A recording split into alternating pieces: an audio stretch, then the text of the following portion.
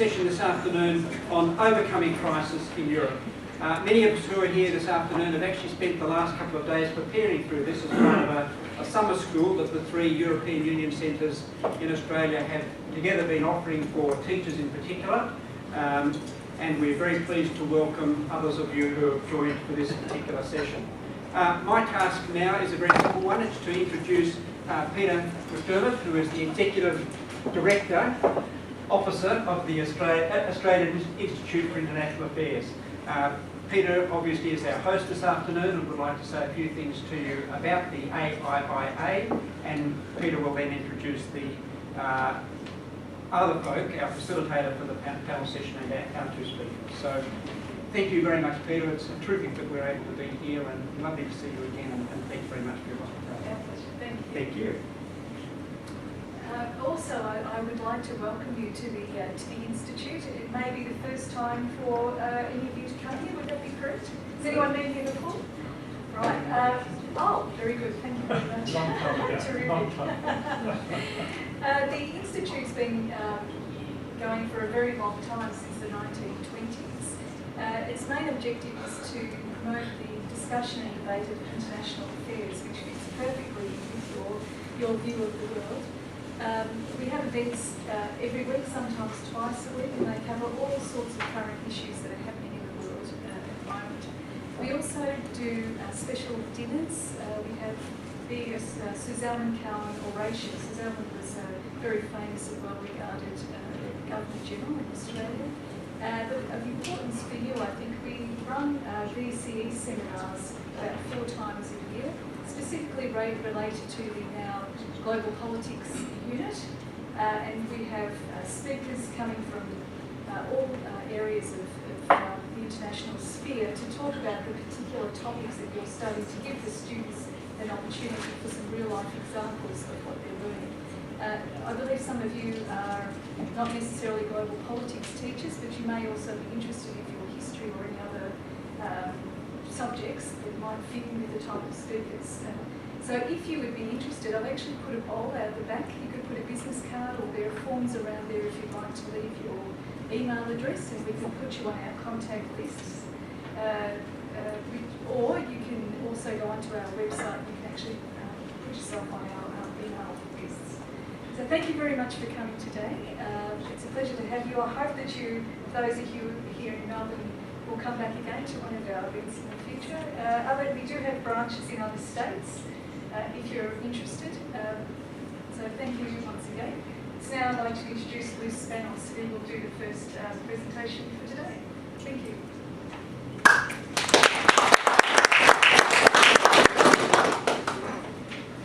Thank you very much, Peter, and again thank you to Bruce, and thank you to Eva, who I know down the back as well, and all the other people involved. This is a fantastic opportunity.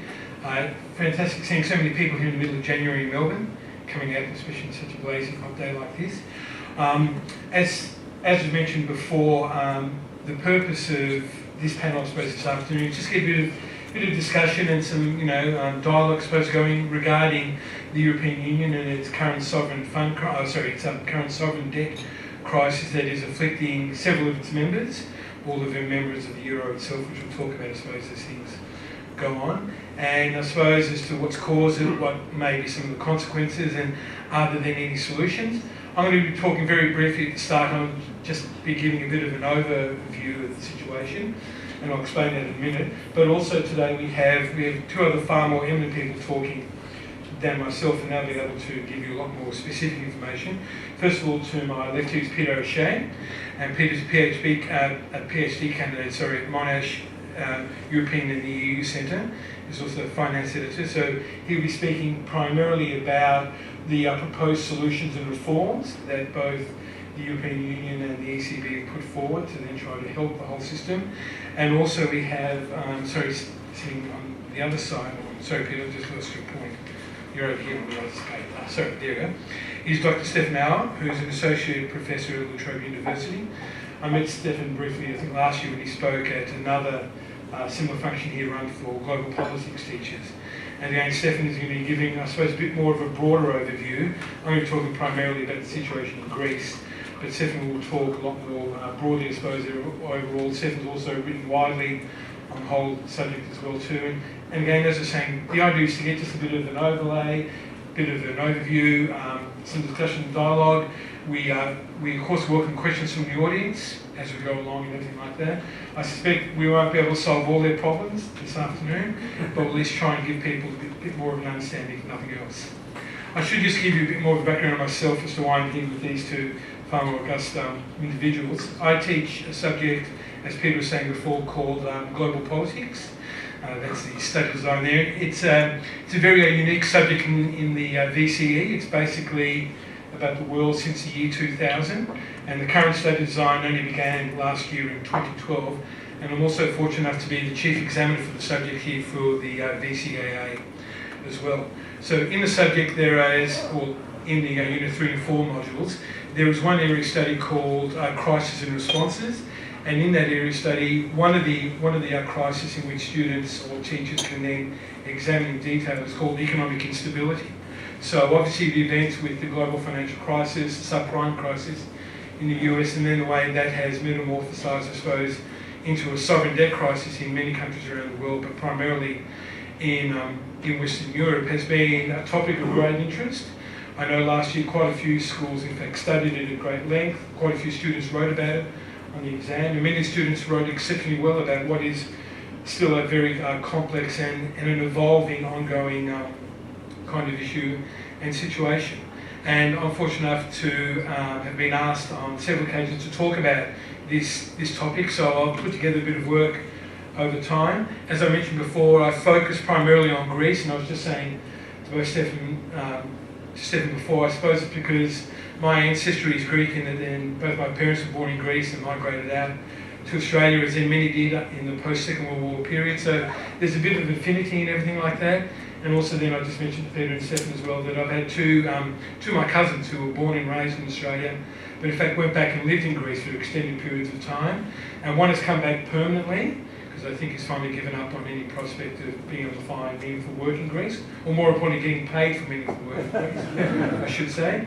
And my other cousin, who in fact left and married married a Greek and has had now several children, she came back temporarily, but I think primarily to just see if it was worthwhile coming back, and if her husband, who obviously doesn't speak English at this point, could then possibly find some work and everything like that. So just again, talking to them over time has been interesting, trying to get their understanding of them, what's happened, who they think is to blame for what's happened and everything like that.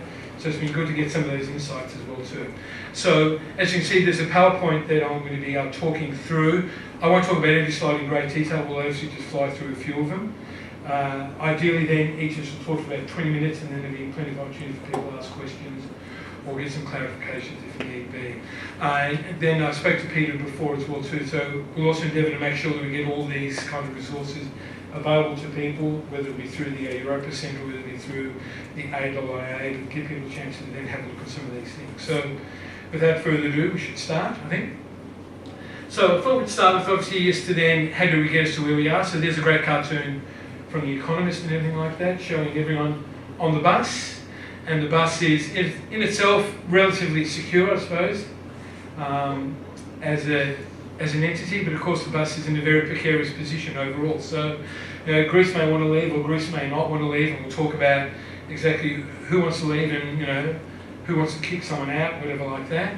So that's the kind of situation which they're in. It is a very difficult situation. Some people would describe the situation as being very dire. Other people would say that perhaps the worst is over, and the European Union, or the Eurozone members in particular, have an opportunity to try and survive themselves.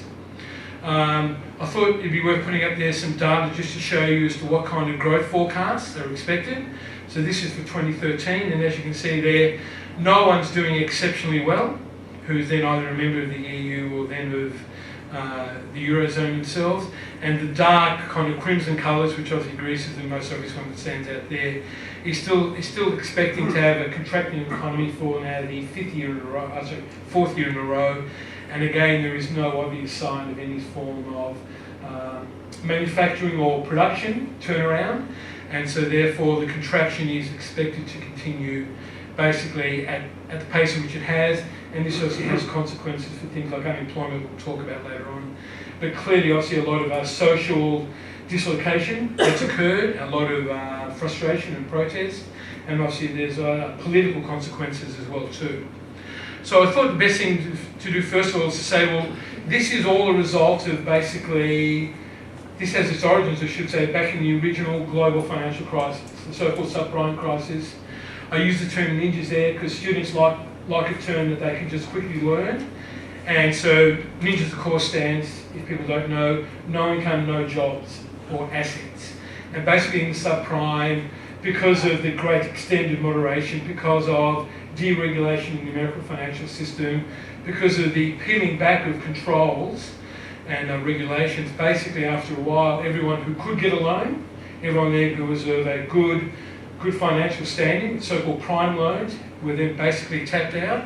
So then financial institutions and all different sorts of financial institutions started then moving into more riskier kind of venture areas, and hence we had the subprime crisis. So don't talk about the subprime, don't even then want to talk about the bank and credit crisis that then flowed on from then the initial subprime crisis. But to say that because of those two initial crises, there was then a lot more focus, a lot more attention and detail was paid towards the sovereign stability and solvency of many states around the world. And out of that, there was then particular attention paid to states like Greece and Ireland, who I suppose kicked this whole this kind of situation off. I suppose Iceland was the first one, because of course Iceland went from a state of fishermen and hunters to then a banking state basically overnight. And so then they were up the first class, but the two major ones were obviously in Greece and Ireland. And I suppose Greece's biggest issue was that Greece had an election in early 2008, and we saw there a change of government. We went from a new democracy government to then a PASOK government, and the PASOK government then basically announced soon after coming into power that there had been some irregularities in the finances and the accounting of Greece's national accounts. And the then Prime Minister came out and announced that Greece's, thank you, so he's doing very well for now.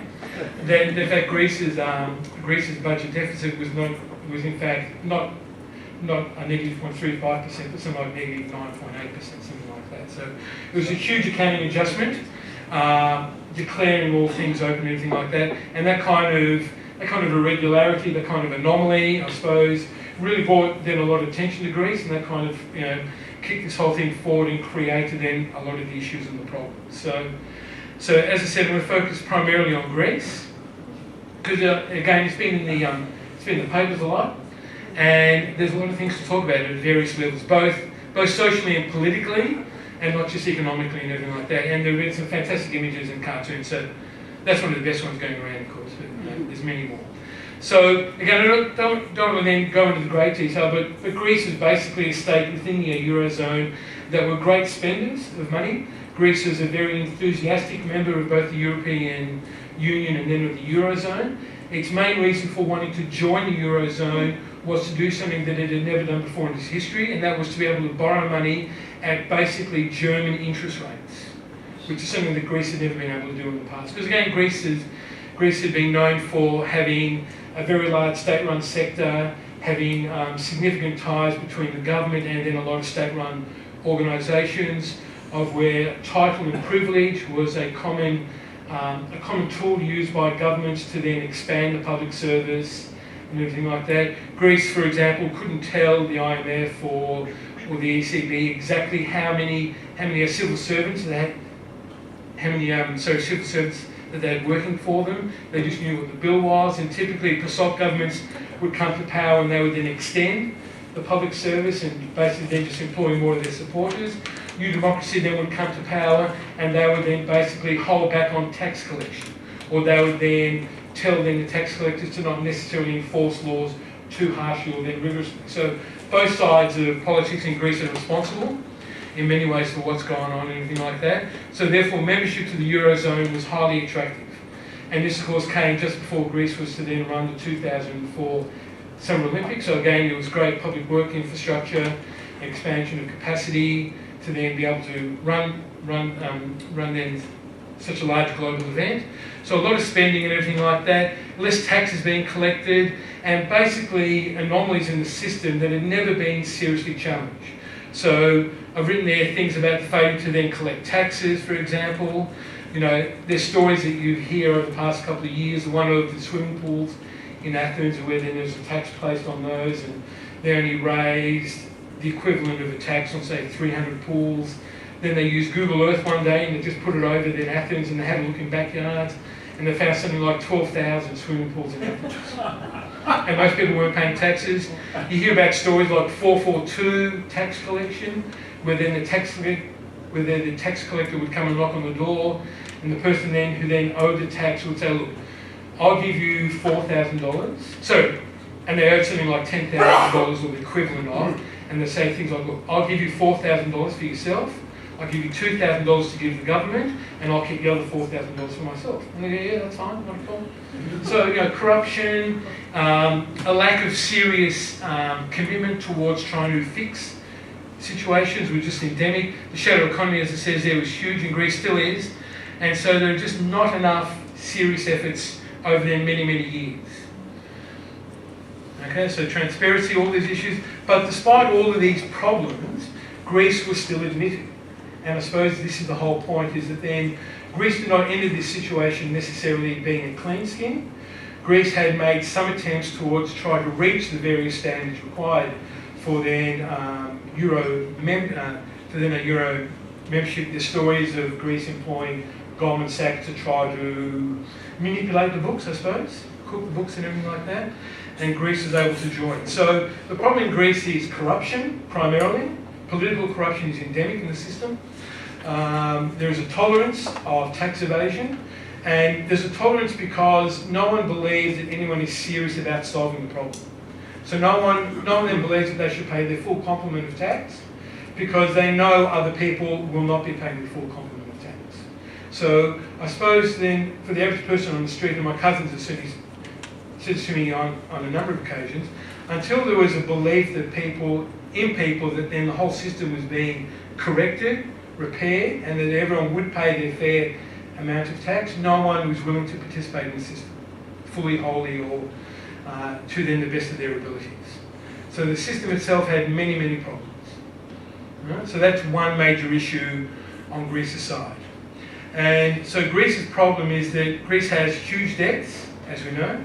It has a huge ongoing financial deficit as well too. That's just from year to year. But the program that's been put in place to help Greece is killing the economy in the short term.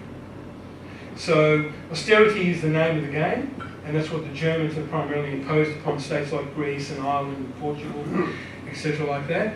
And to therefore then achieve that, they have to cut back on their own spending, basically sack a lot of public servants, freeze wages, freeze or even cut social welfare benefits, to then try to rein in expenses, make a more determined and committed effort towards collecting more taxation revenue, and that's been again less than successful. So in fact the government in Greece has in fact turned over some of the people responsible for that to try to improve the system. So debt has gone up in the short term because the economy is shrinking. So as the economy shrinks and as unemployment grows, less people are paying taxes, less people are being paid. So in the short term, austerity is not working in Greece because the economy is shrinking. And, employment has fallen, and fallen dramatically. Unemployment is rising sharply, so there's not enough spending. Therefore, there's not enough taxes being collected. Therefore, more spending cuts have to be implemented. So we're caught in this vicious circle where there's no easy solution as such. But I also want to suggest to you that then Greece is also a victim as well. And Greece is a victim because there was a level of, I suppose, tolerance of Greece's issues and problems when Greece was admitted. Because again, I suppose no one ever thought the situation would ever get so out of hand that the sovereign debt crisis would be such a problem for most of the members of then the Eurozone, and then also for the European Union as well too. And no one envisages the kind of situation where we have now, where there are people, states or people speculating about states leaving. There's a debate that started currently in the UK about whether or not the UK should stay in the European Union itself. There's talk about Finland exiting, and then everything like that. So there's a lot of debate and issues like that. So Greece has been, accepted, tolerated, And there's been no attempt to try to correct the underlying problems, which is the power of the elite in Greece, whether it be the political elite, the media elite, the financial elite, who basically, control the situation. But there has been a lot more emphasis put on perhaps trying to find scapegoats and blaming people for the situation. And that's where things like immigration has come under the spotlight, and that's why then there's been a rise of some more radical political parties in Greece, namely Golden Dawn, which is a far-right party that had great success in last year's political elections in Greece. I personally blame the euro for most of the problems, because the euro is perhaps a little bit unrealistic, and as I know both Peter and I think Stefan will talk about, it perhaps wasn't implemented as completely as it should have been. And for states on the periphery like Greece, correcting their own economic problems is almost impossible when they're a member of a single currency in which they have little direct control over. So therefore, then trapped in the euro, Greece is in a very good position historically, I suppose, but the problem is that it can't correct its own problems. It can't depreciate its own currency to then make its exports more competitive internationally. Therefore, because it doesn't have that exchange rate control, the only thing it can do is to actually lower real costs in Greece. And that's to lower wages by at least 30% in real terms. And that's difficult to do. That's almost impossible to do, as Greece is finding out. So cutting people's wages to then restore competitiveness sounds fine in the textbook, but when it's done with people, it's much harder to do. Normally, states don't have to actually do that kind of real internal cut of costs, because they can always manipulate, to an extent, their own exchange rate. And Greece can't do that because it's a member of the euro, so therefore it's lost that kind of sovereignty over its economy. And that's the main issue there for it. Hence, GDP has fallen through the floor, as you can see there, and continues to then decrease. And there's nothing it can really do, because basically all of the programs and policies are then imposed upon Greece, and Greece just has to carry out what it's been instructed to do. So where we see this mainly manifesting itself is in the level of unemployment. As you see there, unemployment is shot through the roof in both Spain and Greece. It's both north of 25%.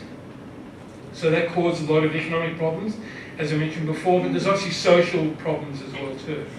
But worse than that is the level of youth unemployment that's happening in a lot of European states. And Greece is that one that's, if I can just point to it there's Greece. Right? And that's Spain next to it. So basically both in Spain and Greece, youth unemployment for people under the age of 25 is basically touching 50%. And that's where you get a lot of the social protests are being generated from the younger people who don't see prospects for themselves. And I don't want to say that then Greece is basically right for like an Arab Spring kind of outcome, but again, interestingly, in the Arab Spring, it was mainly drawn out of economic frustration or economic futility that then a lot of those protests grew and then developed. So again, out of these kind of high rates of unemployment, a lot of political consequences can occur. The Troika is another element, but again, time's going to escape me, so I don't want to talk too much about that.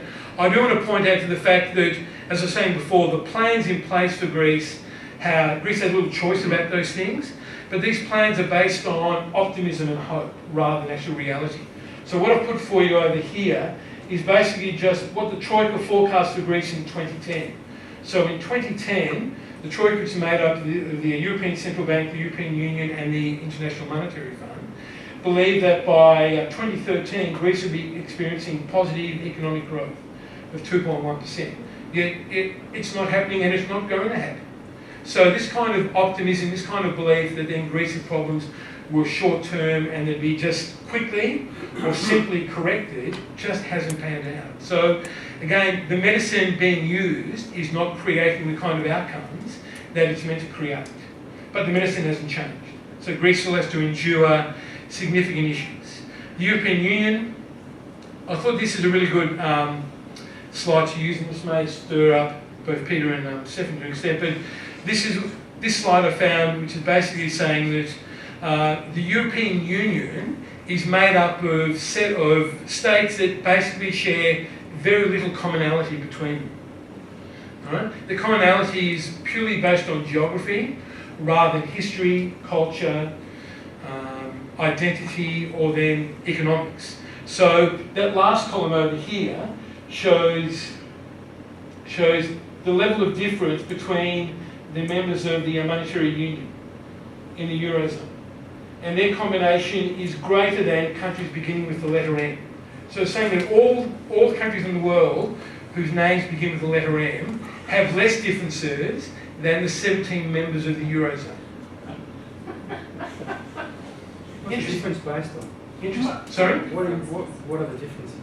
Differences are based, as I mentioned before, on both their economies, their level of politics, their history, both in long-term and short-term, differences in terms of culture and then identity, and the fact that the 17 members share little common ground between themselves. What is the source? Yeah, I saw that I think it was in Slate magazine. I can find the exact, yeah.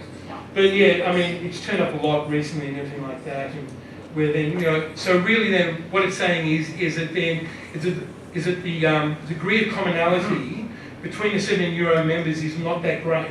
Yet somehow this was all meant to work together.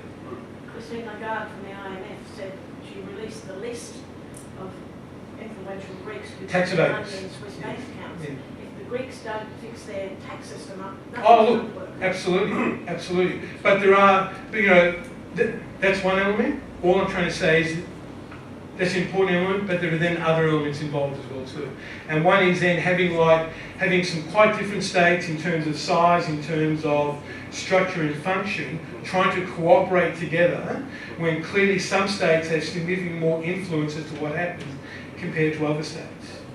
I suppose a good way to think about it just quickly, and I'll try and finish on this point because I don't want to take up too much time, but there are pictures like that, for example, demonstrations, problems across. But just talk about attitudes and perceptions. But part of the issue is, both in Australia, but especially in the US, so the US has 340 million people. The European Union has about 500 million people approximately as a population. In the US, there are financial imbalances between the various states, Mississippi, let's say, and California. But those imbalances are corrected by then a centralised government, whether it be in welfare payments, whether it be in public works and everything like that. In the Eurozone, there are also significantly different states. Much larger states, Germany and France, let's say, significantly smaller states. Greece is one example there. Those kind of anomalies in terms of financial capacity and ability to then ride out various issues is not as correctable in the European Union as it is in a single unified state. And that then is part of the problem. I don't think that when these ideas were first conceived and put together, that there would need to be significant financial transfers from the core engine states of the European Union towards then the peripheral states. Because cultural differences turn up in these situations. And that cartoon is just a classic example. That in Germany, in some elements of the media in particular, Greece has been portrayed as simply a state of mendicant workers who just try and sponge off systems and either don't work enough or work too hard and then just spend all their money and would solve all their problems if they were more German. That's the basic attitude. And there's in German politicians saying, well, why doesn't Greece sell then some of its treasures? Why doesn't Greece sell some of its islands? And Greece has retaliated by now forming a committee to ask Germany for reparations for World War II. So these kind of cultural differences have come to the light because people are different. Because a union that's made up of people of different ethnicities and cultural identity can't necessarily always work together. And that's what this has shown up more than anything else. So there's cartoons like that. That one there from The Guardian. You know? Sorry? That's from The Guardian, yes. That's from The Economist. And that was from Kathemira, which is one of the numerous newspapers in Greece. So there's images like that. And then there's a survey. So this is a survey conducted by the Financial Times and the Harris poll last year in those 5 countries, and asking questions about the current crisis. So it says, first question, as it currently stands, do you believe that Greece should remain a member of their Eurozone.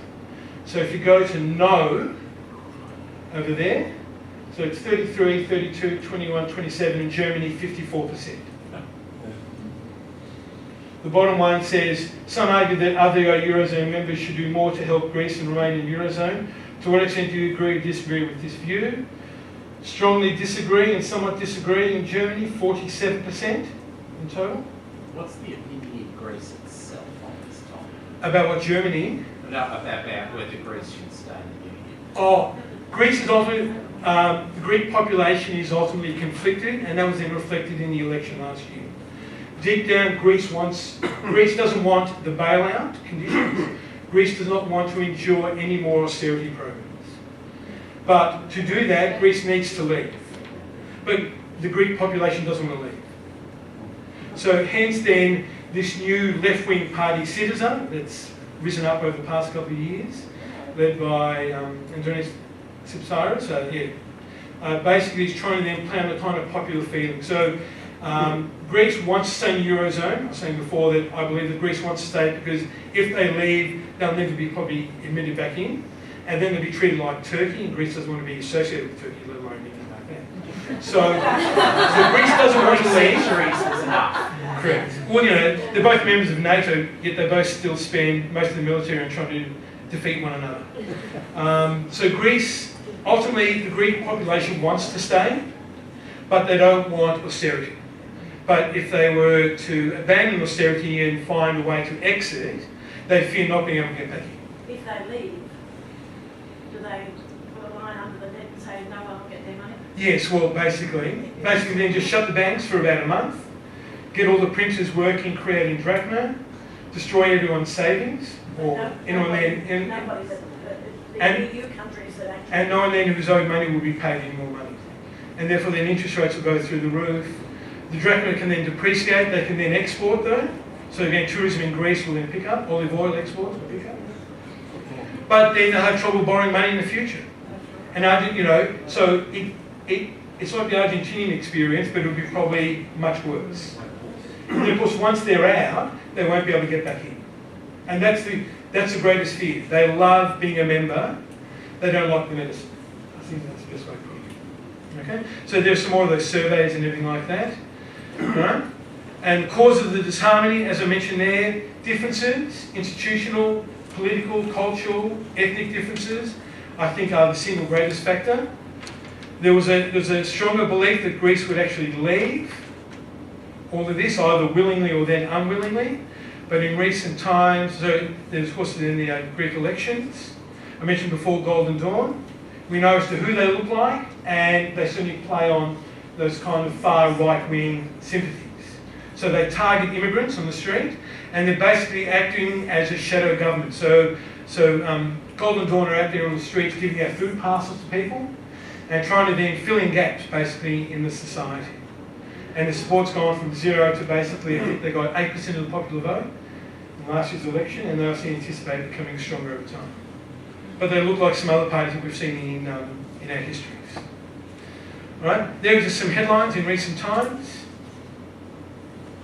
But recently the situation has changed. I don't want to say it's improved, and I know that Peter's going to talk about this. That is that the single greatest concern probably at the end of last year was, would Greece leave the system one way or another?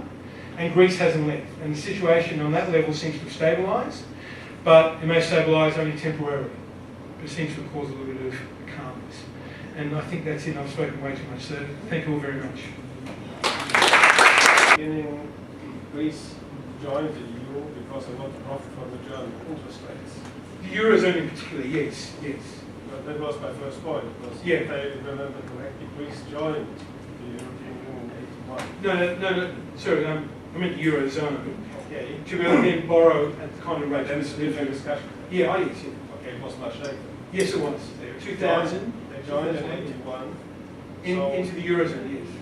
No, in 81 they joined the European Union. Yes, that's right. So yes, EU. Yeah. So I think there's a misunderstanding. I would like to avoid that people think they joined the union because they want. Oh no, so I meant to say that they joined the Eurozone to be able to borrow financially and to then attract capital at the kind of rate in which then Germany had been able to do for an extended period of time. Well, I think mentioned, there was a real cheating exercise on the Greek side Yes. when they entered the Eurozone. Yes. And they But everyone like seemed to be aware that Greece was somehow stretching itself to achieve the targets.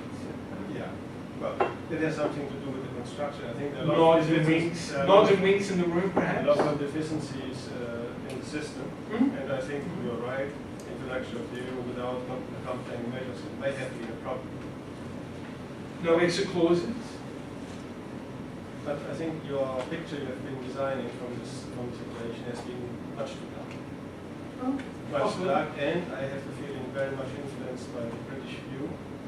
Oh, Well, perhaps we should allow the second speaker to speak. I think we'll put some more contrast into it. Okay. Yeah, that's I fine. just, I just wanted to That's give fine, a few yeah. comments No. because No, I understand. uh, It is just an opinion in the end.